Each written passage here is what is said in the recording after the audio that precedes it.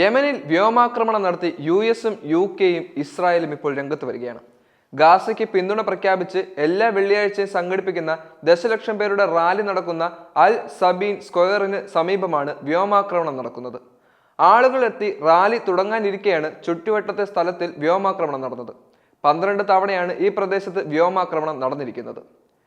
ഹൊദൈദയിലെ തുറമുഖത്തിന് നേരെ 6 തവണ വ്യോമാക്രമണം ഉണ്ടായി. യുഎസുമായി ചേർന്ന് യമനിൽ ആക്രമണം നടത്തിയെന്ന് ഇസ്രായേലി സർക്കാർ മാധ്യമമായ കാൻ റിപ്പോർട്ട് ചെയ്യുകയും ചെയ്തു. വ്യോമാക്രമണം നടന്നിട്ടും യമനികൾ റാലി തുടർന്നു. അല്ലാഹു അക്ബർ, അമേരിക്കയ്ക്ക് മരണം, ഇസ്രായേലിന് മരണം, യഹൂദിന് ശാപം, ഇസ്മായിലിന് വിജയം എന്ന് വിളിച്ചാണ് റാലിയിൽ പങ്കെടുക്കാൻ എത്തിയവർ മുന്നോട്ട് പോയിരുന്നത്. ഇതിനുശേഷം യമനിലെ 14 പ്രവിശ്യകളിലെ 780 പ്രദേശങ്ങളിലും റാലി നടന്നു.